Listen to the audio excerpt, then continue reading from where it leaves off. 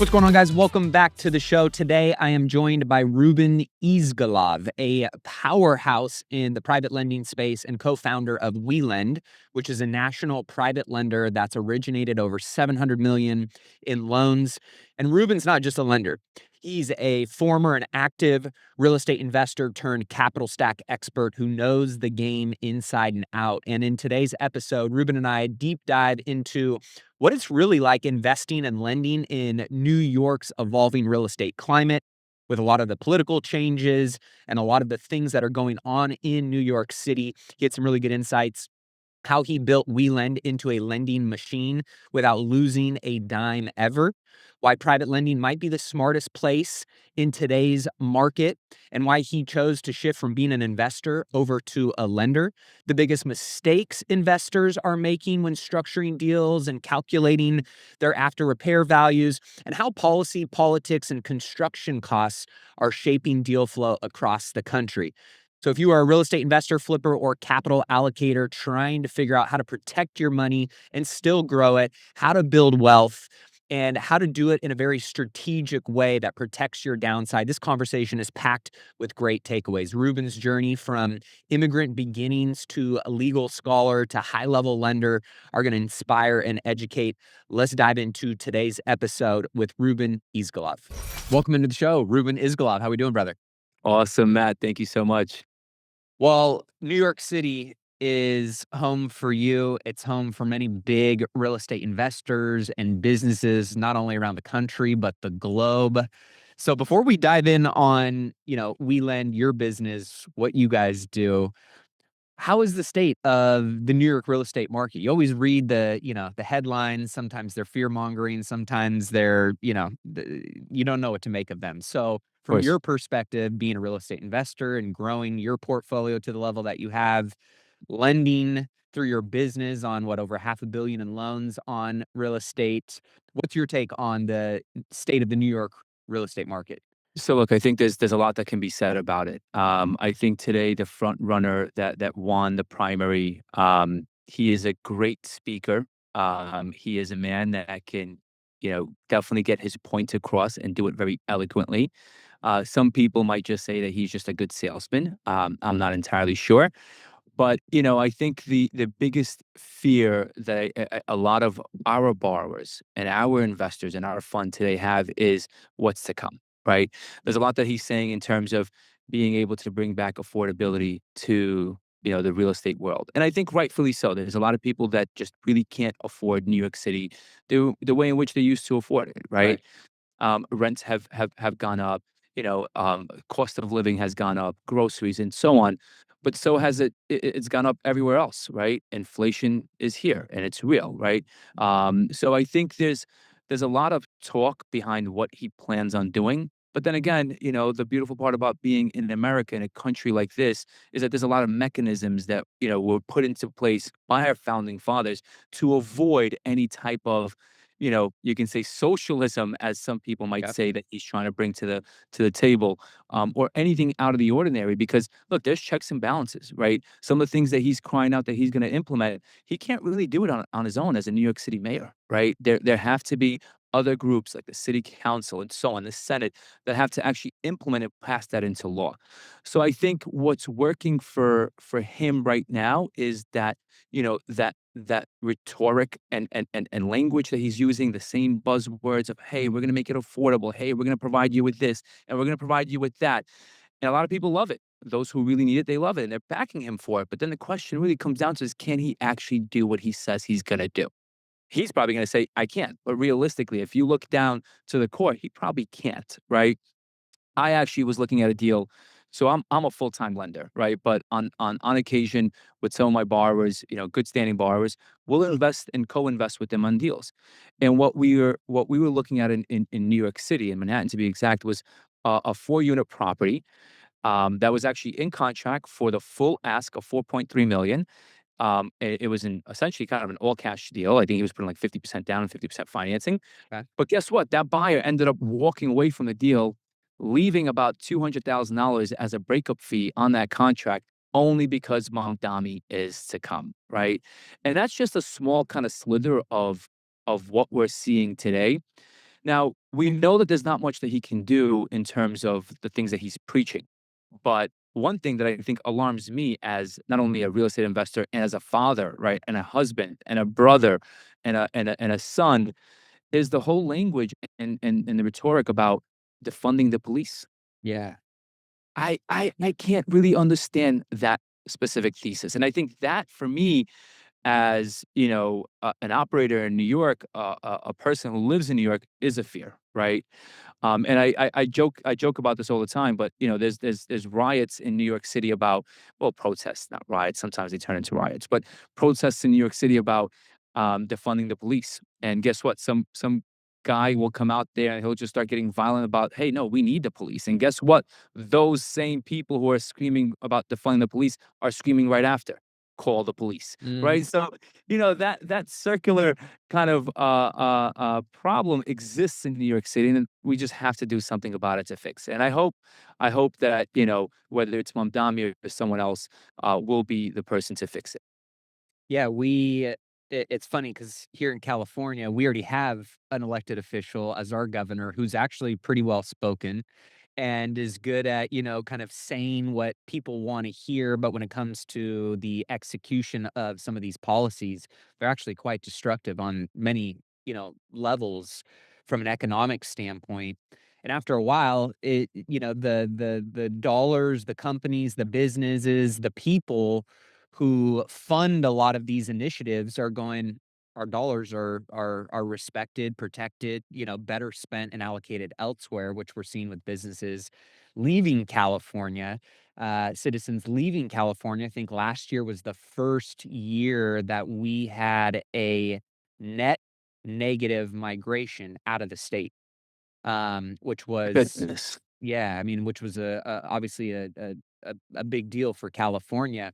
So I think it's, interesting, and I'm always curious to kind of get a pulse on the ground of what's going on, locally in your perspective, knowing that. Talk about your real estate investment journey and the portfolio that you built. Was it all in New York City?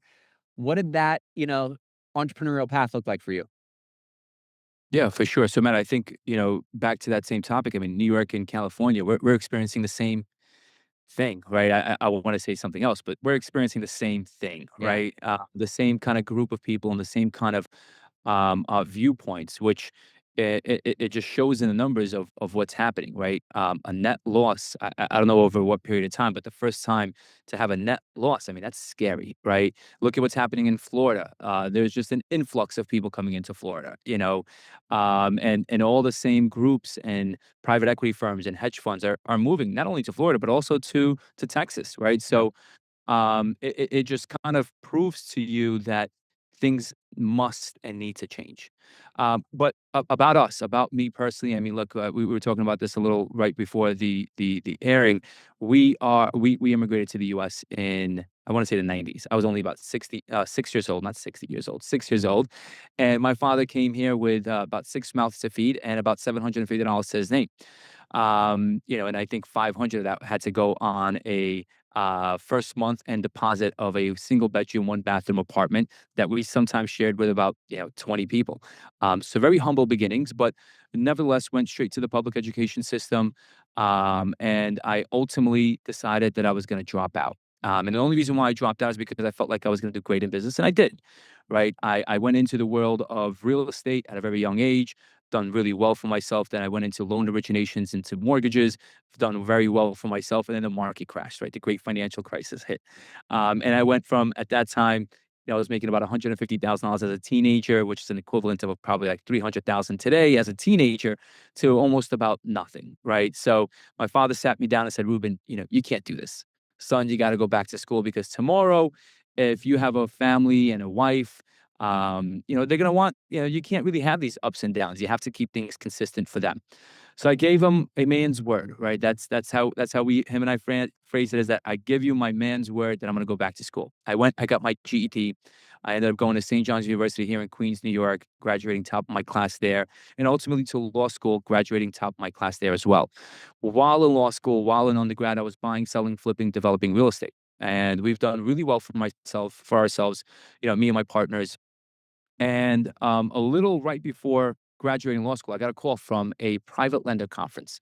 And they said, look, we see that you're an active fix and flipper in New York. You got to come to this conference because all the private lenders are here. They're all very active and you need to reduce your cost of capital. I said, you know what? Why not? I'm about to start studying for the bar exam. Let me go out there and see what's there, and what kind of cost of capital we can get. We went in as private investors and developers. We walked out as private lenders. We've never looked back since. And since then, we've originated about 700 million across about 1,400 loans. We've done loans in states that I've never even been to, right? And thankfully, we're a nationwide private lender, but we also pride in the fact that we are a New York-based lender. And most of our business today is in New York, New Jersey, and kind of like the tri-state area and the Eastern Corridor, so Florida, Carolinas, and alike. But that's I would say the elevator pitch, which is a very long elevator pitch, about who we are and what we do and how we've got to where we are. Why did you decide lending was better than investing? Very good question. So, when we went to this private lender conference, I heard an attorney speak, on the panel. John Hornick, who is now the head of the National Private Lenders Association, which I actually sit on the advisory council of, and he made some very good points. We can, as lenders, can make equity-like returns while being in the safest part of the capital stack. What does that mean? That means that we can earn double-digit returns while being the last one into a deal, but the first one out. In addition to that, we have a lot of subordinate capital ahead of us. So if there's any type of, I would say, market shifts, that subordinate capital is first to be at loss, which is usually where I would sit before I became a private lender. And I think being able to hit double digit returns, equity like returns, while being in the safest part of the capital stack, while having all the loans that we make personally guaranteed by the borrowers, collateralized by real estate, diversified amongst a number of different asset classes and borrowers and locations is really what attracted me to the space. And that's why, like I said earlier, we've never looked back since. On occasion, we'll invest with some of our borrowers because we see what their execution looks like. We know exactly what they've done and how they've done it. But most of what we do today, I would say 90% of my day, or week or month, really goes towards lending. It's interesting because I remember one of my early mentors taught me this as well. I was, tell this story, and one of the ways met one of my very first private lenders when I was coming into real estate. I was, 21 years old, and I had just kind of bought my first couple flips, and I was going, and I was doing direct mailers, and I was trying to find people's houses to buy, and I sent out this one letter, had an appointment, 21 years old. I was all suited and, booted because obviously I was insecure at the time of like, I'd barely owned any houses in my entire life. And I'm over here trying to get people to sell me their homes. The good old I, days. I walked through this house and the guy goes, I'm not going to sell you my house, but I like you. And I'm liquidating my entire rental portfolio so I can continue to do more private loans and I'll fund your next deal. And so long story short, they've done over 90 private loans for me over the last 15 years and they became but he always said something that resonated with me. He said, "When you're the bank, you're the top of the totem pole." And he goes, Exactly. and so to your point, right, as you mentioned, that the benefits of being last in and first out and all the insulation and the risk mitigation and obviously all the benefits and upside that comes along with it, um, makes sense why that's the model you guys chose. So curious from your perspective, understanding and seeing through the eyes of a lender, right? For those that maybe look to get loans from you, um, those that are looking to invest in real estate. From your perspective, what are some of the mistakes that you see people making when it comes to how they're structuring their deals or their debt or just their overall investment strategies? When you're at the top of the totem pole, right, you have that 30,000-foot view that you can Oh, yeah. see down a lot of things that other people can't see and recognize when you're so close to some of those things. So, what are some of those, insights that you've learned over, the decades of your lending career?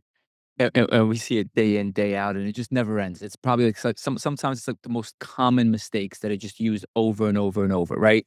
I think one of the biggest mistakes and misconceptions is the after repair values. alongside with the budget to complete the property to that price point, right? A lot of novice investors, the guys that are just starting out or maybe on their second or third project, especially the ones that are really kind of motivated to grow fast, are the ones that make that mistake most commonly. So, we've had scenarios where a borrower would call us, we get a lot of calls, right? And they call us and they say, hey, look, we got this deal. We're buying it for 500,000. We're going to put $200,000 worth of work into it, and we're going to sell it for 1.5 million. Look, I'm a New Yorker. I know exactly what the prices are and what pockets of the neighborhood and so on. I'll go and take a look at that property. I'm like, there's no way you're selling for 1.5 million, right? It's not happening. So that's one common mistake. The other thing is, hey, we're gonna put $200,000 worth of work into it, and we're gonna sell it for 1.5 million. Well, back to that same thing, right? You're not in order for you to even sell it at 1.5 million, which assuming there's comps to support that, there's no way $200,000 will get you there. You're probably going to be at around four or $500,000, right? Because Yeah. you can't just put a regular kitchen in there. You can't really just put regular tiles in there. You got to put some top finishes and so on. So I think that's the biggest misconception. The other problem that I think a lot of people are seeing and experiencing is that they think that it's passive. A lot of our existing investors in our debt fund have converted from being equity investors to being debt providers alongside us, only because they realize that it's not as passive as they think, especially in states like New York and California, right? Where, the landlord tenant laws, I'm not sure about how it is in California, but I'm That assuming it's very similar. yeah. It's not in our favor as a landlord. I even look, I own some properties throughout Brooklyn and Queens, New York. I can tell you right now, I had an experience with one specific tenant that's been in my property for 5+ years. I couldn't get them out, right?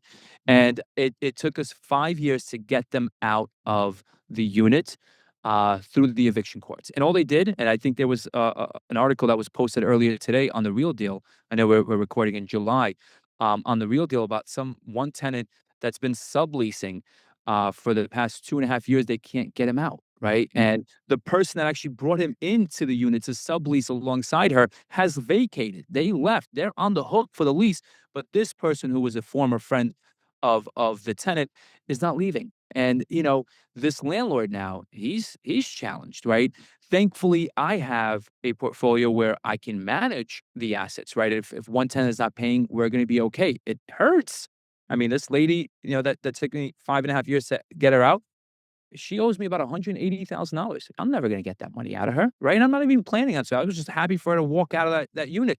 But I think there's a lot of mom and pop shop landlords that are struggling. Yeah. This was their nest egg. This is what their retirement was all about. This is what they looked forward to. And guess what? Now they're in foreclosure. And these same politicians who are trying to promote the interests of the regular people are also at the same time hurting the people that they're trying, or at least allegedly they're trying to help.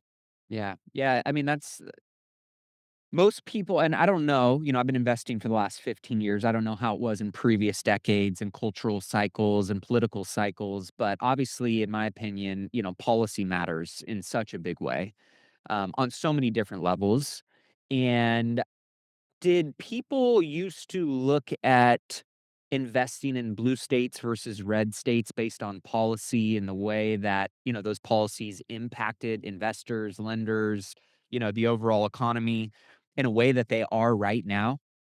I, you know, I it's a very good question. And now that you said it, I don't think I've ever heard of those phrases, invest in red states over blue states, until probably a good 5 or 7 years ago, right? Yeah. And that's kind of when all these, political views of, helping everyone, meanwhile helping no one, has become rampant. So I think that, to your point, I've been investing into real estate for the past 15 years as well, give or take. And I don't think I've ever heard of those phrases until like 5 or 7 years ago. So I think now it's become more common, right? A lot of my borrowers who are actually New York natives, they were my former neighbors, my childhood friends, are moving to states like Texas. They're moving to states like Florida to invest into. So I think the only reason why they're doing that is because it's just a lot more friendlier Mm. for them to operate in those states as real estate investors than it is in a blue state like New York or California. And Yeah. that's a shame because that we're taking away a lot of revenue, we're taking away a lot of taxes, a lot of jobs out of New York just because some group of people think that they're helping The vast majority of the people, meanwhile, they're helping no one Yeah. or very few. Yeah. So talk a little bit about in terms of your guys' debt fund, WeLend, who's your ideal borrower? What's your ideal deal Yeah. structure? What do you guys like? What do you guys stay away from? Yeah. So WeLend was basically launched in 2018, so going on to almost 8 years now, which time flies. It's unreal. We've originated about 700 million across about 1,400 loans, which I think I've mentioned. Average deal size, if you look at our portfolio, is right around 500,000. If you look at our New York, New Jersey market, average deal size is right around 1.5 million. Most of our borrowers, they're buying properties off market. They're buying properties that are physically, financially distressed, so they're able to buy them at a very huge discount from the as is value. And they're essentially repositioning them and either reselling them or refinancing them into a term loan and holding them on in their portfolio, which I think has been a lot more common now than ever before because there's just so many programs that have been introduced into our space that enables people to get that type of financing, whether it's a profit and loss type of bank loan, or a bank statement loan, DSCR loan, and so on. So that's become very common in our space. So that's really who our borrowers are, right? They're fix and flippers. They're buying properties that are physically, financially distressed, repositioning them, and ultimately reselling them. Today, while we've developed and not developed, but lent out about 700 million, we've never lost a dime of our money. Not because we're geniuses. I mean, I like to think that we're geniuses, but mainly because of the current asset that we're lending on and the current position that we're in. We're last one in, but the first one out. Percy guaranteed by the borrowers, right? Collateralized by real estate. There's just so many secured mechanisms that we can put Right. into play as debt providers than equity providers. So I think a lot of our investors have been our borrowers. They know what our underwriting is. And now that they see the sentiment, the political sentiment changing, or the deals are just not really penciling out as they used to be because of that same political sentiment, they are now transitioning over into being a debt investor in our vehicles rather than being an equity player.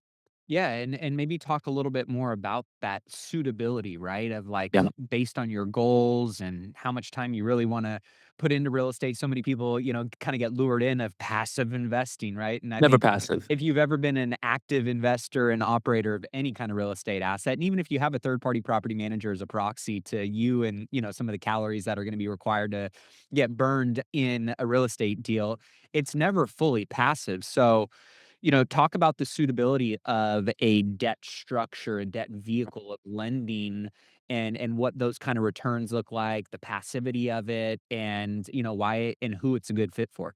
Yeah, absolutely. So we manage a 506c Reg D. It's an exemption through the SEC. Most of our investors are high net worth, ultra high net worth, accredited investors.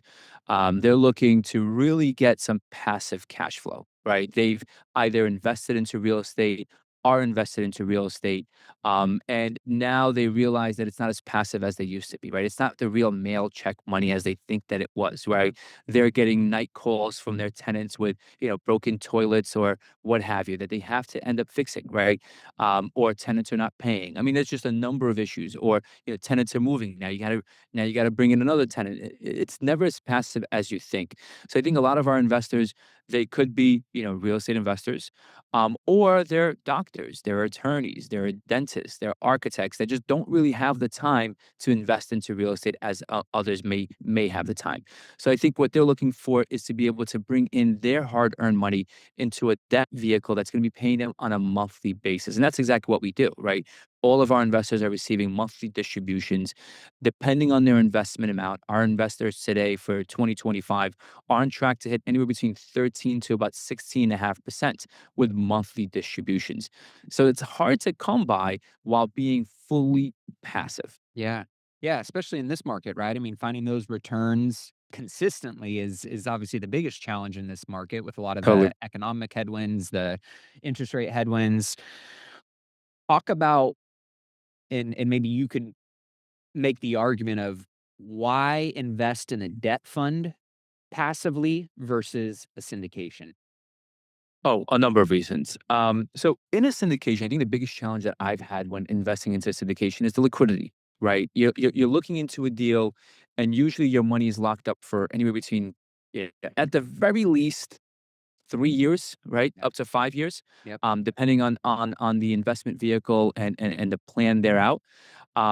In addition to that, other than the liquidity part, I mean, today our investors, when they invest, they were able to redeem their investment within 12 months. So it's a lockup period of only 12 months. Also, cash flow, right? It's not instant on a syndication. In our fund, it's instant. Within, I would say 45 to 50 days of your investment, you start receiving cash flow, right? As our borrowers are paying us, we're paying you. Also, a lot of our borrowers, I feel like, a lot of not our borrowers, investors, they're in a very transitional period, right? They may just have some money that's sitting kind of collecting dust in their bank, and they just don't know where to put it because they just can't find that right deal. So a lot of our investors are putting that money into with us because they know that they're able to pull out and redeem within 12 months versus 3 to 5 years. In addition to that, it's predictable, right? You're getting we know exactly what loans we're making. We know exactly what rate we're charging. We know exactly what we're going to be earning. It's predictable, it's consistent.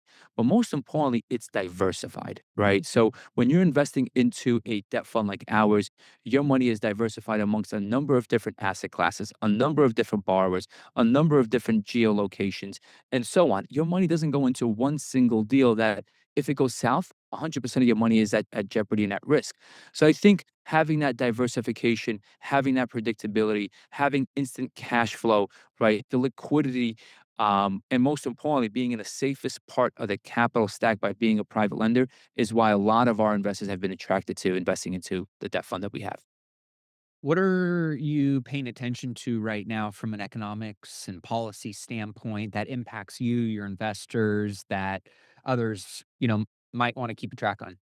So look, I think the biggest challenge that we're having is this mayoral race in New York City, at the very least.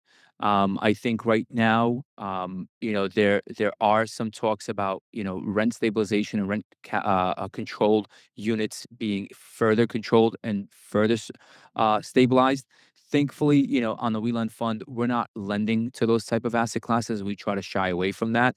And even if we did or do, we're at a very low leverage, so we have a lot of cushion and equity built into the deals as subordinate capital. So in addition to that, the mayoral race is kind of, it's a headwind. But like I said earlier, this it's all talk. There's not much that he can do about it.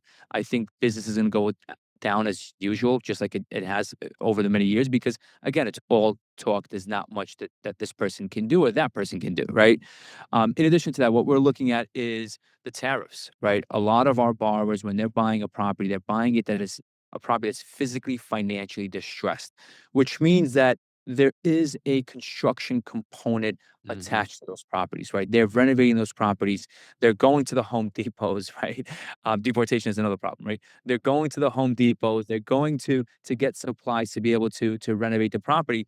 If those supplies are going to go up by 30%, guess what? A construction budget just went up from 100,000 to 130,000, right? So we're doing that analysis and that underwriting to make sure that those properties can be finished, even if there is a jump in values, in cost of construction, there's still enough equity in the deal for the borrower to make money.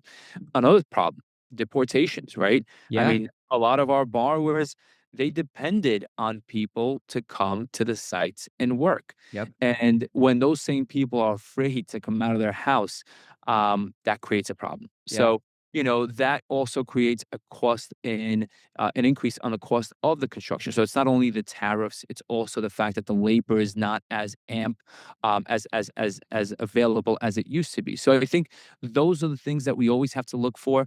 And one of the things that we're doing internally to make sure that we're kind of staying ahead of the ball versus behind the ball is to make sure that we're underwriting every deal and stress testing it from a perspective of, is there going to be enough cushion if the property values depreciate, if the cost of construction goes up, and so on. And if the deal still pencils out where it makes me feel comfortable to put my own hard-earned money into every deal. Mind you, I invest into every single deal alongside my investors. Me and my partners, we're invested alongside them. Then that's the only time that I'll deploy that money. Otherwise, we move on. I just did a podcast a few months ago with another person. I think he got like 300,000 views. And the thesis there is that we stopped lending in Florida. But the the caveat there is that we stopped lending on luxury condos in Florida. And the only reason why we did is because we felt like there was just too much of a supply on luxury condos in Florida. So, we put our money where our mouth is. We invest alongside of our investors. So if I am uncomfortable to invest into a deal, then my investors' money is not going in there either. Well, I think you made a good bet because some of the headlines recently have showed the luxury condo market in Florida is actually taking Florida, a pretty South big part of hit. Florida especially. Yeah. Oh, yeah, yeah, yeah. I mean, it's especially with the market conditions, the weather conditions. I mean, there was some studies made that some of the buildings are actually starting to sink. I'm in no way trying to bash, the condo market in South Florida, but I think there's a lot more risk than people might even assume. Yeah. Yeah. Talking about how are you guys thinking about, if at all, um, AI, crypto, tokenization, Yeah. any of the, tech that is coming into the space and the landscape? Is that anything you guys are paying attention to, utilizing, thinking of incorporating into your model in the future? Yeah. What comes to mind on that front? Look, we have to, right? I think if we don't, then we're going to be, kind of behind the ball. And we're not tech guys. I'm not a tech guy, right? We're not trying to sit there and create some new technology because that's just going to divert us from what we do best, which is lending, right? And we want to focus specifically on that. But there are a number of different groups in our space that are starting to enter our space to be able to implement AI. And I think for us, it's just a matter of being able to help those groups develop what they need to. Being on the NPLA advisory committee, you have the glimpse into what people are thinking and doing. They first come to you before they go to anyone else. So some of the things that we're doing right now is we're helping some tech groups actually build a technology that they're looking to build to help guys like us to do better job in lending and underwriting. But we're still doing it the old school way, which I prefer, right? We look at every loan, we cross every T, we dot every I. Don't get me wrong, there are some things that we started using and implementing to make sure that the documents that are being sent to us are not forged, right? The borrower's PFS, personal financial statements, are in fact accurate, right? So there's a number of things that we're starting to implement to make sure that the AI and just the technology is there to be able to build a foundation moving forward. Beautiful. Now, for those that want to know more about WeLend, what you guys do, how they could potentially leverage your services or invest with you guys take open investments, correct? Of course, yeah. What's the Yeah, best place for them to learn more? visit us on our website, www.welendllc.com. They could also shoot me an email at ruben@welendllc.com. Ruben, it was a pleasure connecting today, brother. Thanks for coming Matt, to the show. thank you so much, man. Well, that wraps up today's episode. Thank you so much for tuning in. As always, you guys know this show would not be what it is without you, the amazing listener, the support, sharing this out with other people who can gain value from it, taking 60 seconds to leave a review. If you haven't done so already, those things mean the world to us and ultimately help us spread this message out to as many people as we possibly can to help them on their wealth building journey. If you have any particular links or resources that you're trying to track down that were mentioned in this interview, be sure to check out this episode at millionofmindcast.com, where you can find access to all that information. And of course, if you haven't checked out the Wise Investor Vault yet, be sure to head over to wiseinvestorvault.com to check out all the tools, all the resources, the checklists, the spreadsheets, the trackers, all kinds of amazing things that can help you on your wealth building journey at the wiseinvestorvault.com. If you haven't connected with me on social media yet, I'm consistently putting out more content, stories, value to help you on your wealth building journey. And one of the best and most exciting things for me on a weekly basis is getting to connect with you guys. Getting your DMs, hearing what things impacted you, what you need help with is a big way that we continue to drive the content for this show. So if we're not connected and following each other on Instagram, on social media at official Matty A, give me a like and a follow. Would love to connect with you there. And of course, don't forget to get on my deals list. If you're an accredited investor, you want to look at more deal flow. You want to see what deals I have access to, what deals I'm raising capital for. This is an exclusive list that I only put out to my accredited investor list, my Millionaire Mindcast family. So text the word deals to 844-447-1555. And with that being said, thank you again so much for supporting the show. Until next week's episode, keep investing in yourself and your wealth on your march to $1 million and beyond. Cheers.